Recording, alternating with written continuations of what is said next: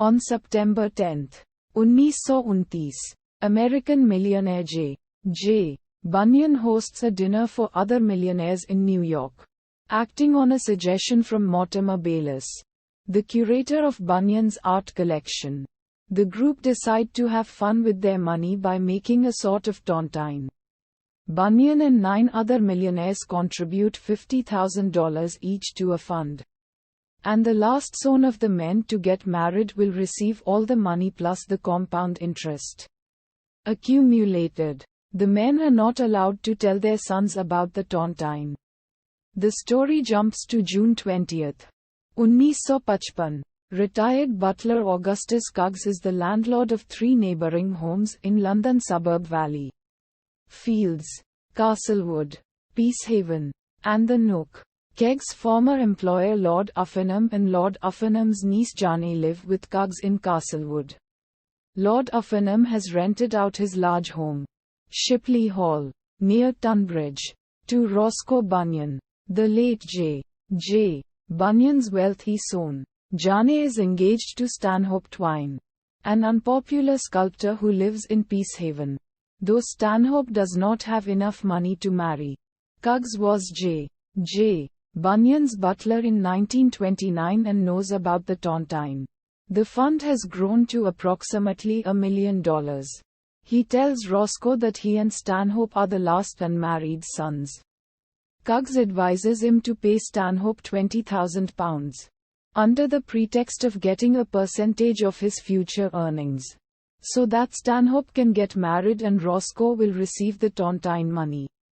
Bayliss volunteers to speak to Stanhope for Roscoe. Keggs is annoyed when Roscoe only rewards him with £50 for the information. Bayliss privately tells Keggs that he knows nobody named Twine joined the tontine.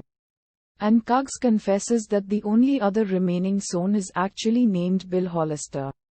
Keggs lied to Roscoe to help Jane, who wishes to marry Stanhope. Bayliss keeps his secret since he will enjoy seeing the greedy Roscoe lose £20,000 for nothing. Roscoe is secretly engaged to actress Emma Bilson, Keggs' niece, and plans to end the engagement because of the tontine. He hires private detective Percy Pilbeam to get back his letters to her mentioning marriage to avoid a breach of promise case. Unlike Roscoe, Bill Hollister is not rich and works for art dealer Leonard Gish's Gish Galleries. Stanhope and Bill are acquaintances, and Bill helps Stanhope do business with Bayliss. Jane wants Mr. Gish to sell pictures from the Uffenham family collection kept at Shipley Hall. Gish tells Bill to go to Shipley and ask Bayliss about the pictures. Bill meets Jane at Barabos and falls in love with her. Jane also feels drawn to Bill, though she keeps in mind that she is engaged to Stanhope. At Shipley Hall, Bayliss tells Uffenham and Bill that Uffenham's pictures are all fake. When Bill abruptly asks Jane to marry him over the telephone, she gasps and ends the call. Uffenham, who likes Bill, advises him to be more tactful and warns him that Jane is engaged to Stanhope.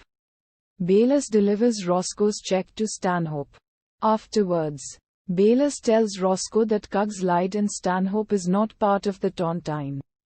To inspire Jane to feel concern for Bill, Uffenham hits him with a tobacco jar.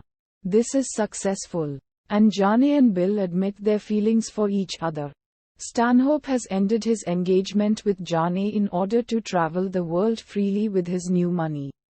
Keggs offers to tell Roscoe the real identity of the other remaining contender for the tontine.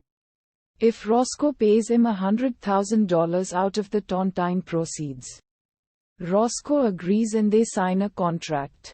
Keggs tells Roscoe about Bill. Following Keggs' suggestion, Roscoe hires Bill at a large salary to be Bayliss' assistant so that Bill can afford to marry Jane. Percy Pilbeam recovers Roscoe's letters. Roscoe gives him another job, to recover and destroy Keggs' contract, which Pilbeam manages to accomplish. Bayliss informs Uffenham that some of his pictures are actually valuable after all. Bill learns about the tontine but still wants to marry Jane right away, which moves Jane. Keggs realizes that Pilbeam was hired by Roscoe to destroy their contract.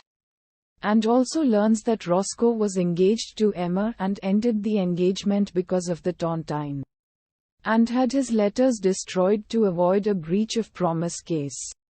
Uffenham suggests that Keggs bring Emma's parents, Flossie Bilson, Keggs' sister, and retired boxer Battling Bilson, to confront Roscoe. The intimidating appearance of Mr. Bilson compels Roscoe to renew his engagement to Emma and split the tontine money evenly with Bill and pay Keggs. Bayliss decides not to tell Bill or Roscoe that Bill's father didn't actually contribute to the tontine and Roscoe didn't have to split the money with Bill.